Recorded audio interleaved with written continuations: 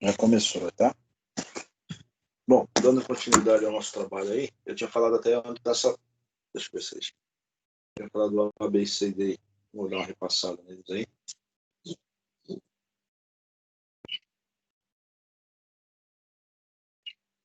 Até aqui que eu falei. Bom, quais são os requisitos importantes aí para a implantação do fluxo de caixa da empresa? Apoio da direção, organização da estrutura funcional da empresa, com a definição clara dos níveis de responsabilidade de cada área, integração dos diversos setores e ou departamentos da empresa ao sistema do fluxo de caixa, definição do sistema de informações quanto aos tipos de informações, formulários a ser utilizados, calendários de entrega e etc., e treinamento do pessoal envolvido para implantar. Tá? Então, isso foi o que eu falei para vocês, e aí ficou faltando a segunda parte.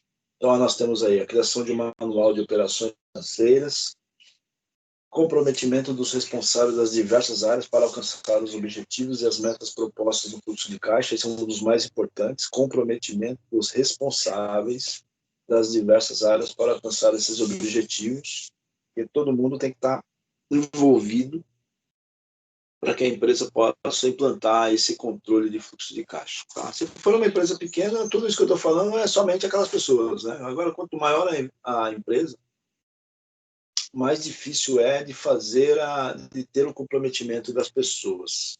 Controles financeiros adequados, especialmente da movimentação bancária. Então, como eu também já falei,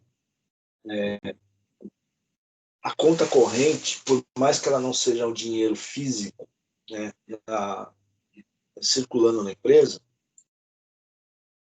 ela não deixa de fazer parte do fluxo de caixa da organização, porque ela só está na mão de um terceiro, que é o banco. O banco só está fazendo não é nem controle, o banco está fazendo essa guarda desse dinheiro para a empresa, mas ela faz parte diretamente no fluxo de caixa da empresa para poder, qualquer operação que você vai fazer, as empresas não vão pagar em dinheiro.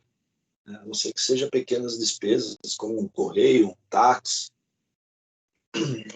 alguma coisa, né? Um valor aí até R$100, R$200. Acho que as empresas no fluxo, que eles chamam de fundo fixo de caixa, se eu não me engano, elas têm R$1.000. Que eles chamam para pequenas despesas mensais. Agora, o restante é tudo via conta bancária. Então, por isso que precisa ter aí um controle adequado sobre a movimentação bancária. Tem que ter uma pessoa, um departamento, dependendo do tamanho da empresa, que cuida das contas bancárias que a empresa tem. Tá? Aí, como eu já disse para vocês, as empresas geralmente não têm uma conta bancária, tem algumas contas bancárias, às vezes 6, 7, às vezes 10, 12. Não precisa ser em bancos diversificados, pode ser no mesmo banco, ter várias contas, cada uma para uma finalidade diferente.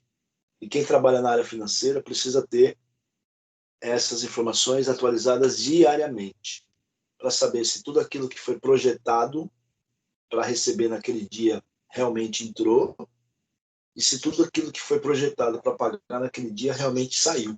Né? Então, por isso que é importante essa pessoa fazer esse acompanhamento e verificar se o banco também não comprou nenhuma taxa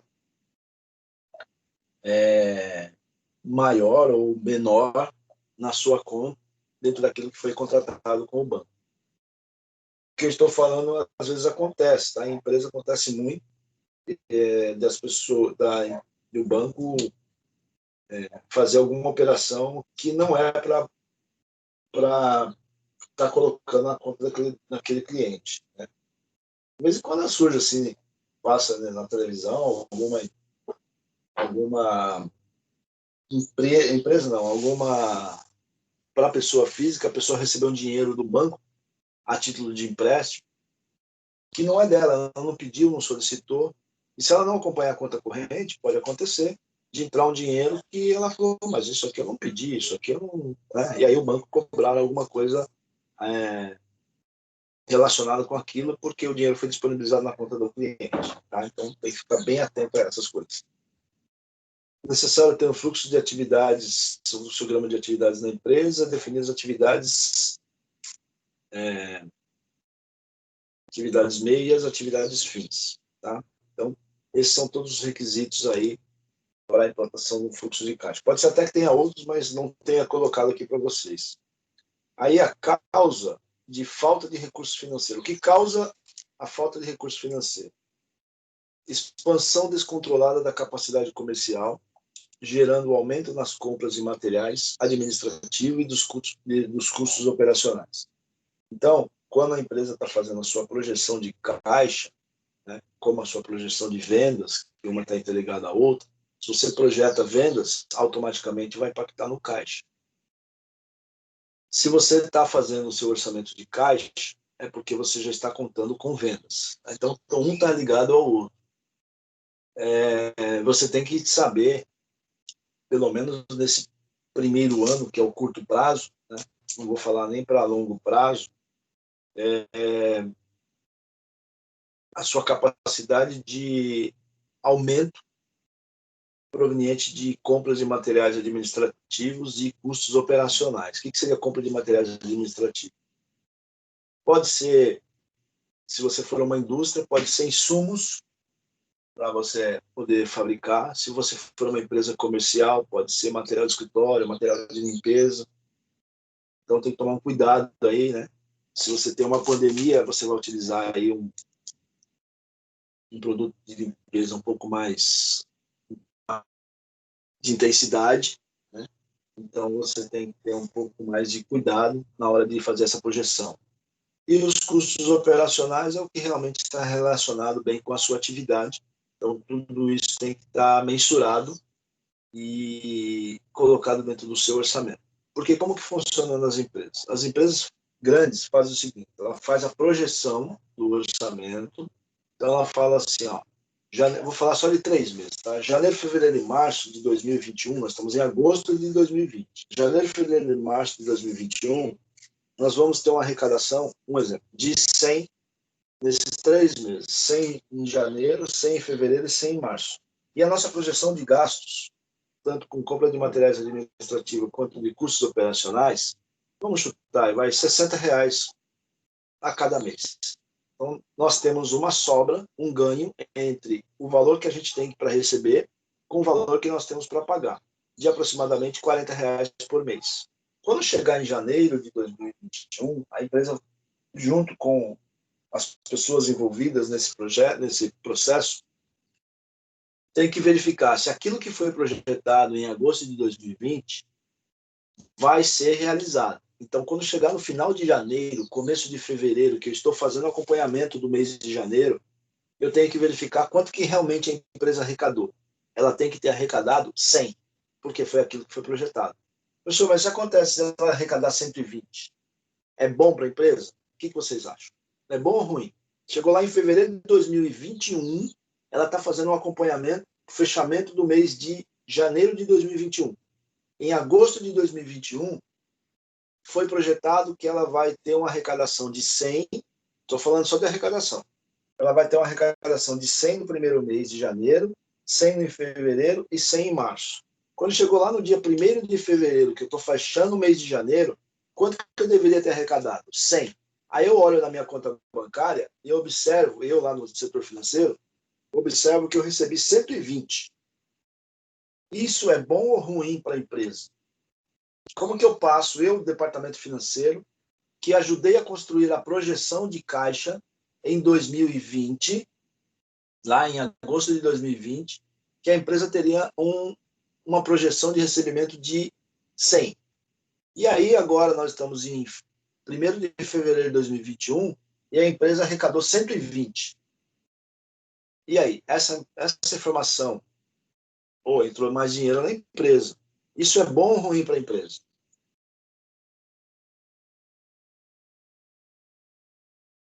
O que vocês acham? Ruim? Ruim? Por quê?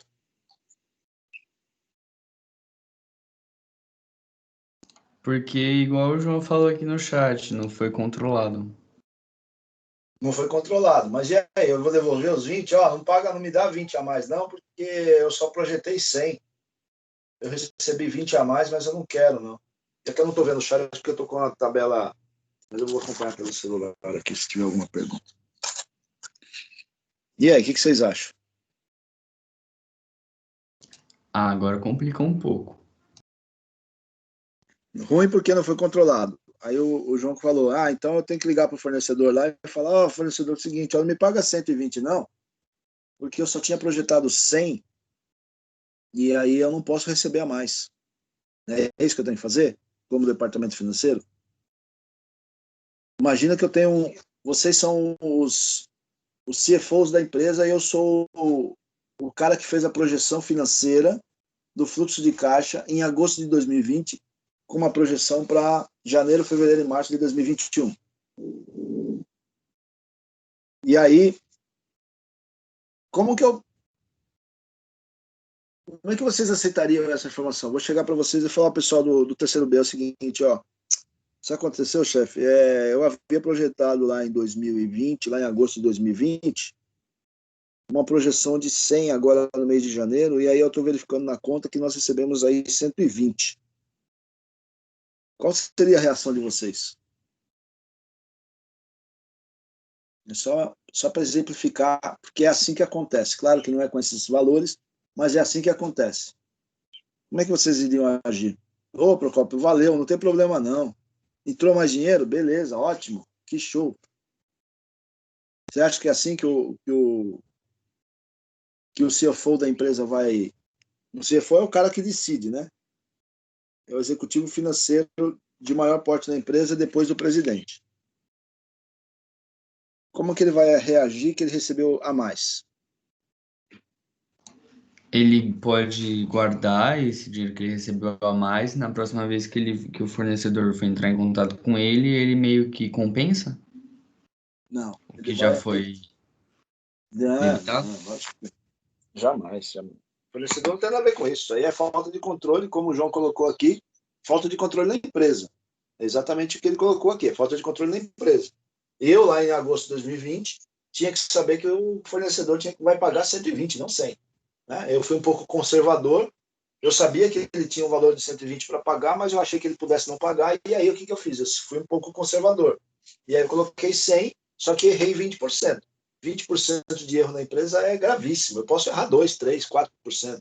5, até 5% é aceitável na empresa. 20% é um erro gravíssimo. Isso pode me custar meu salário, meu emprego. Tá? A primeira coisa que o diretor vai falar, tá bom, você arrecadou 100, 120. Era para você arrecadar 100, você arrecadou 120. Beleza. E as despesas, como é que estão? Então, sabe o que acontece? Aí você vai ter lá.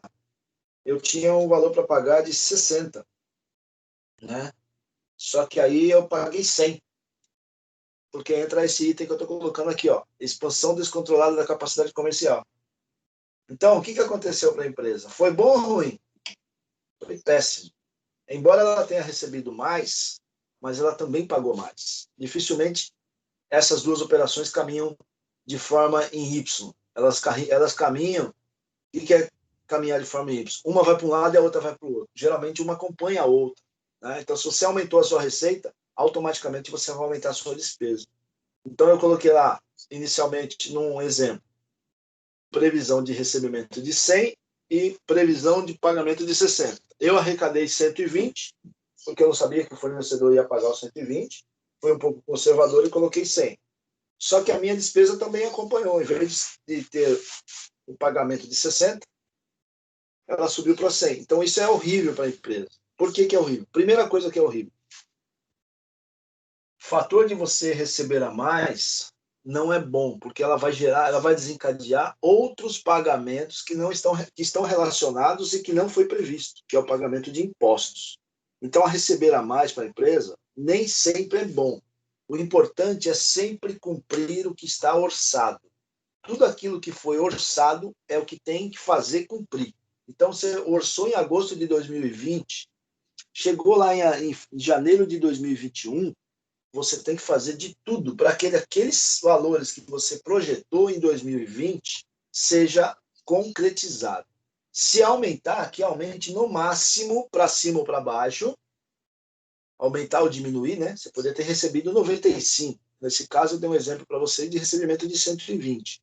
Mas eu poderia receber 105. Então, o aumento não teria sido tão agressivo. até uns 5% do valor previsto é aceitável para as empresas.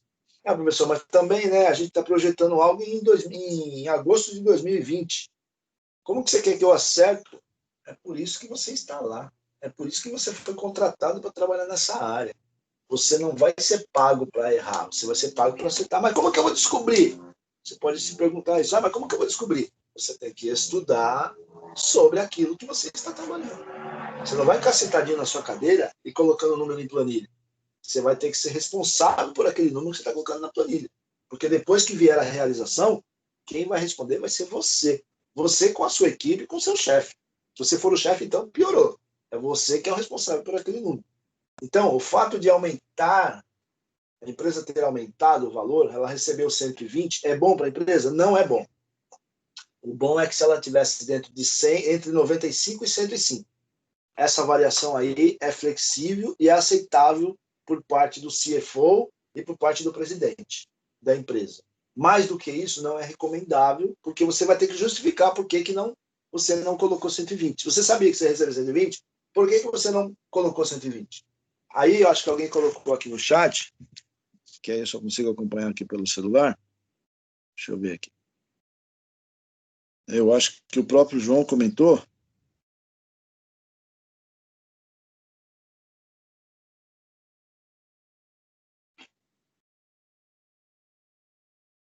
Tem que projetar novamente, né?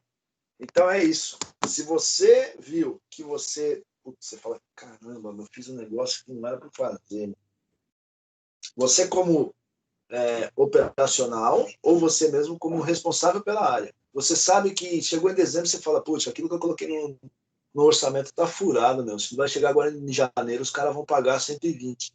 Você tem que provocar uma correção daquele valor, que também não é bom, porque a empresa vai falar, pô, você não viu isso em agosto?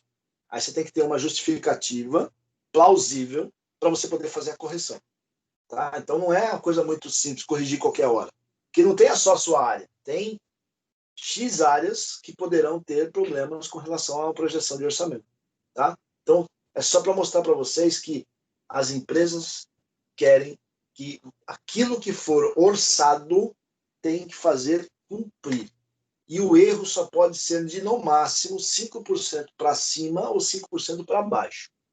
Então, o meu recebimento teria que ficar entre 95 e 105 e não chegar a 120. A mesma coisa acontece para as despesas. Vamos dizer que eu tinha projetado 60 e aí no primeiro exemplo eu coloquei para vocês que foi para 100. Mas se tivesse feito 30, pô, professor, muito bom, recebeu 120 e pagou 30 em vez de 60. Para a empresa também não é bom esse pagamento de 30. Ô, professor, mas não está pagando menos? Tá. Mas acontece que a empresa trabalha em cima de orçamento. Tá? Então, vocês...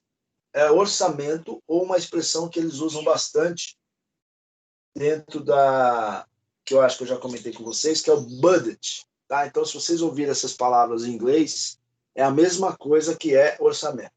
Tá? Então, é só para fazer essa relação para vocês, que vocês, quem for trabalhar na área financeira, vai escutar muito isso no dia a dia. Tá? Bom, outra coisa aí, insuficiência de capital próprio, falta recurso de caixa, tá? Ou falta recurso financeiro. O que é insuficiência de capital próprio? É o dinheiro do acionista ou o dinheiro do dono da empresa. Então, a falta de dinheiro próprio causa falta de recurso financeiro. Ampliação exagerada nos prazos de vendas. Então, ampliação exagerada nos prazos de vendas, o que é isso?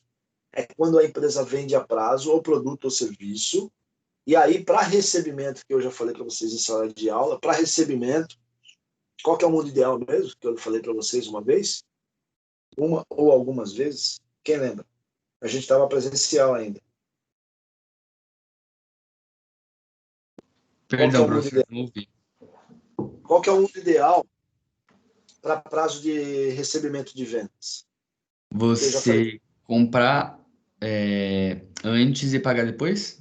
Isso, comprar a prazo e receber à vista. Esse é o mundo ideal para todas as empresas. Tá? todas as empresas, o ideal é comprar para pagar a prazo e receber à vista. Claro que esse mundo perfeito, em algumas empresas, não existe. Tá? A grande maioria não existe. Você tem que controlar o seu prazo de recebimento, tem que ser sempre antes do seu prazo de pagamento, para evitar que a empresa tenha falta de recursos financeiros. Quando essa operação é invertida, pode ter certeza que a empresa vai ter problema. Ou seja, vai ter que ter mais capital próprio. Então, eu imagino, eu sei lá, presto serviço de qualquer coisa aí e recebo a prazo, recebo em 30 dias e tenho que pagar o meu fornecedor em 20. Eu recebo depois e pago antes. Essa operação, ela pode até acontecer, mas ela não deve acontecer por muito tempo, porque você não vai ter gás, não vai ter dinheiro suficiente para pagar o seu fornecedor. Tá? Então, essa ampliação de exagerada nos prazos de vendas tem que tomar um pouco de cuidado. Por que alguns estabelecimentos não fazem essa operação? Ah, pode ser 40 dias, pode ser 60 dias, porque eles não conseguem receber em 60 dias. E quando ele for repor a mercadoria, o fornecedor exige ou pagamento à vista, principalmente dos pequenos empresários, ou o pagamento de no máximo 30 dias. Então, na hora que ele vai receber do cliente, ele tem que colocar para receber em 20 dias, ou melhor até, em algumas situações, principalmente os pequenos e médios empresários, que o valor de recebimento empate com o valor de pagamento.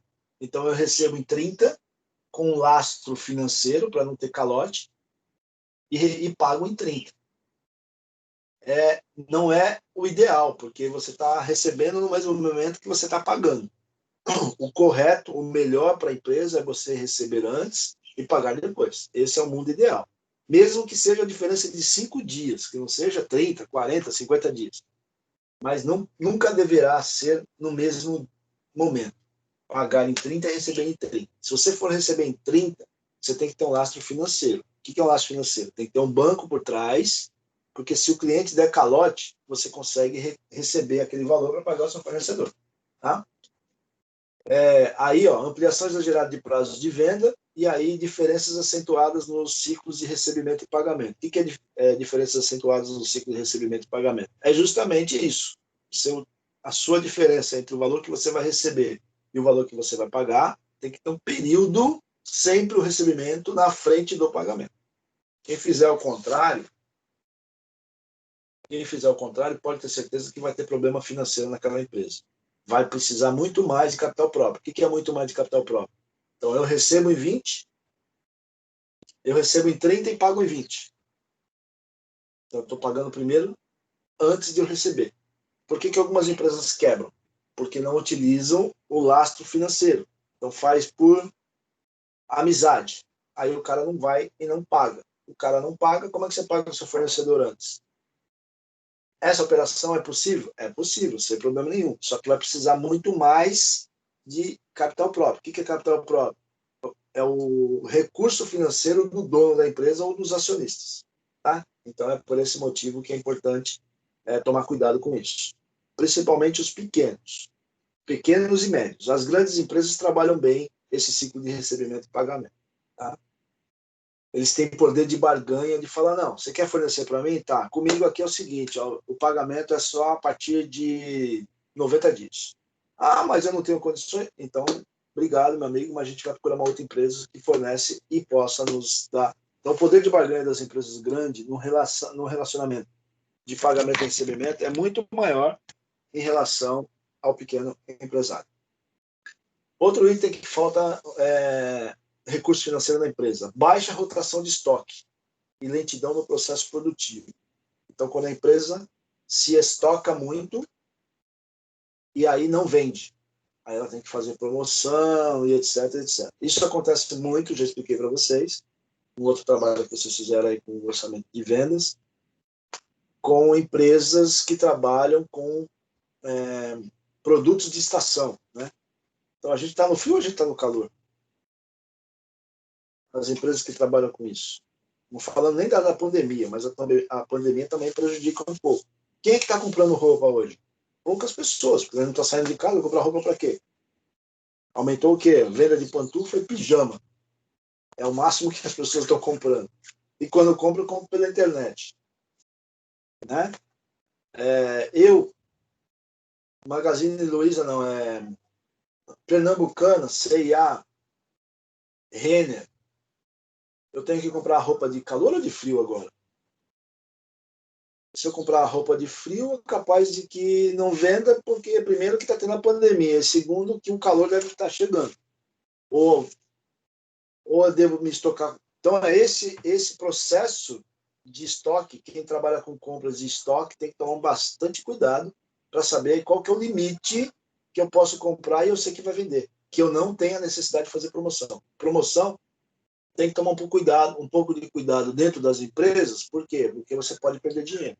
Então, esse processo de promoção parece que é legal, mas tem que tomar um pouco de cuidado. Tá? Isso acontece também para veículos novos. Tá? Você comprar muito carro, não estraga, mas acontece que você fica com a lentidão do processo e aí você não consegue fazer dinheiro com aquilo. Tá? Então, tudo vinculado a fazer dinheiro para a empresa. Eu já falei para vocês essa matéria desde o início, estou falando. O mais importante dentro da empresa é o dinheiro. Sem dinheiro, a empresa não vive. Contratos deficitários em virtude de custos reais maiores que os orçados. Então, quando eu faço algum contrato, tem que estar dentro do meu orçamento. Pode ser um contrato de empréstimo, pode ser um contrato de financiamento, pode ser um contrato de compra e venda, tem que estar tudo dentro do meu orçamento, fazendo com que aqueles valores que eu havia contratado tem que estar dentro do meu orçamento. Então, eu sei que eu tomei um empréstimo de 1.000 e vou pagar R$3.500. Esses R$3.500 tem que estar dentro do meu orçamento, senão vai me causar falta de recurso financeiro. Tá?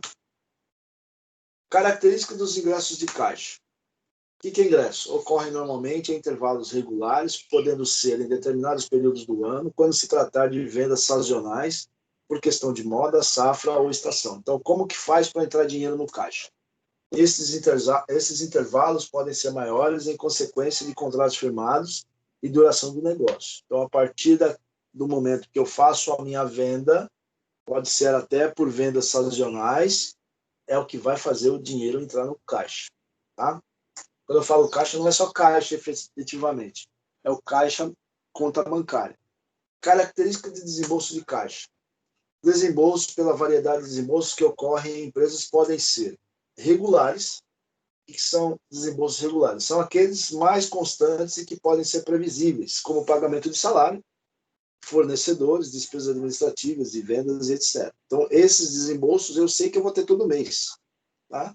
Então, eu já tenho que estar prevendo isso no meu orçamento de caixa.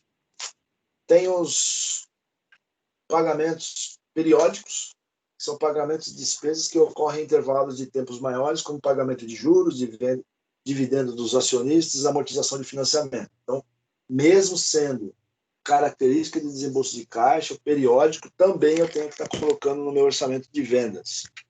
Dividendo de acionista é quando o acionista tem uma ação da minha empresa e a cada período, a partir de 2 anos, eu tenho que remunerar esta ação. Tá? Então, como eu tenho um período maior, por isso que ele se torna periódico. Pagamento de juros acontece também por questões de a empresa não vai pedir empréstimo toda hora. A partir do momento que ela pede empréstimo, é por isso que se torna periódico. E os irregulares, aquisição de itens de ativo imobilizado e outras despesas não esperadas pela empresa. Então, a empresa também tem que colocar um valor para a aquisição de imobilizado. O que é aquisição de imobilizado? É quando a empresa pretende trocar a sua frota, é quando a empresa precisa adquirir novos computadores, se os computadores não forem de empresas terceirizadas, é quando a empresa precisa adquirir um imóvel, isso é ativo imobilizado, que são considerados características de desembolso de caixa irregulares, porque ela não vai fazer isso toda hora. Tá? Então é por esse motivo, mas que se eu tenho intenção de fazer isso nos próximos períodos de 2021 em diante, porque 2020 já está pronto o meu orçamento, e eu tenho que estar colocando esses desembolsos de caixa previstos no meu orçamento. Eu tenho intenção de comprar um apartamento, comprar uma sala comercial, ou construir um imóvel, eu trocar as mesas, ou então, sei lá, tudo isso faz parte do imobilizado e eu tenho que estar colocando no meu orçamento esses futuros desembolsos de caixa. Professor, mas e se eu coloco lá que eu vou trocar minha frota de veículo e eu não consigo? Esse já é mais fácil de você justificar, tá? Do que uma operação regular. Uma operação regular você não pode errar. Do periódico, do irregular, você não é que você não vai errar, você consegue justificar de uma forma mais condizente para o CFO ou até mesmo para o presidente da empresa. Tá? Bom, eu acho que é aqui que eu vou ter que parar,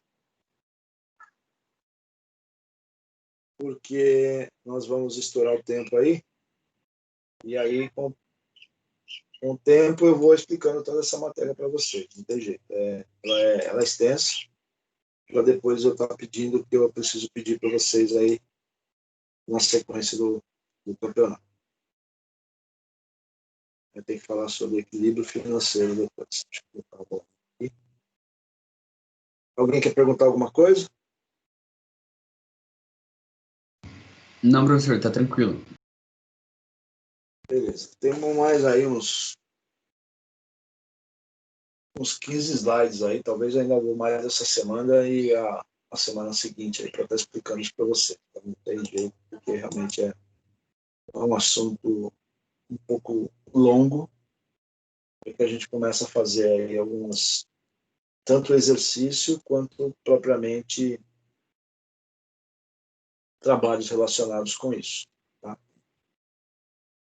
A gente vai caminhando desse formato e assim que terminar, e aí eu começo a pedir as atividades para vocês, dando tempo para vocês fazerem aula, essas coisas todas, tá?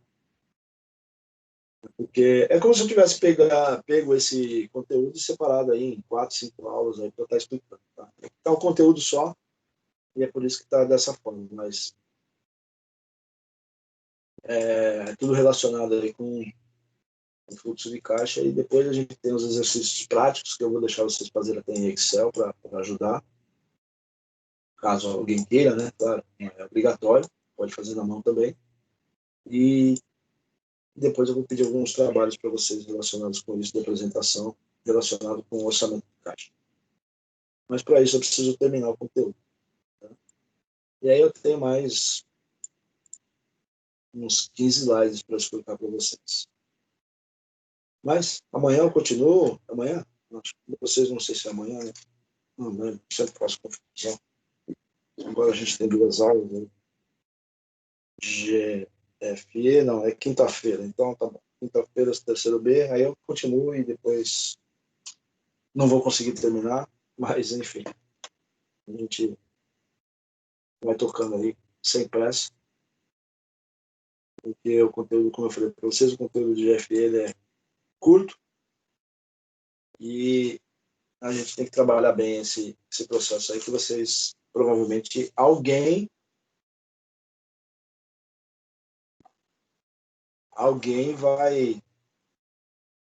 vai cair nessa função aí da área financeira, eu tenho certeza.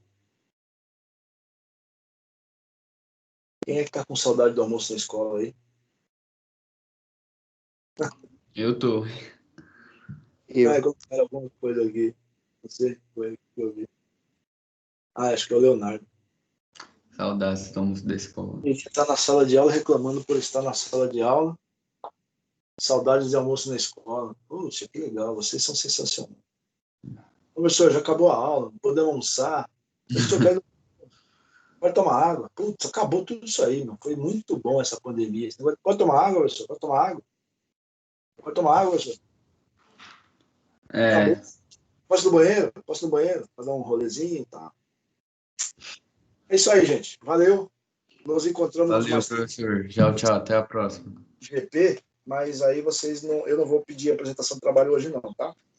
Tá. Vamos usar essa aula e a aula de amanhã para elaboração, porque eu dei tempo para o pessoal do terceiro A, então só vou começar com vocês de apresentação a partir de quinta-feira. Beleza? Bom almoço para vocês aí, então, e até mais tarde. Falou, professor. Tchau, tchau. Falou.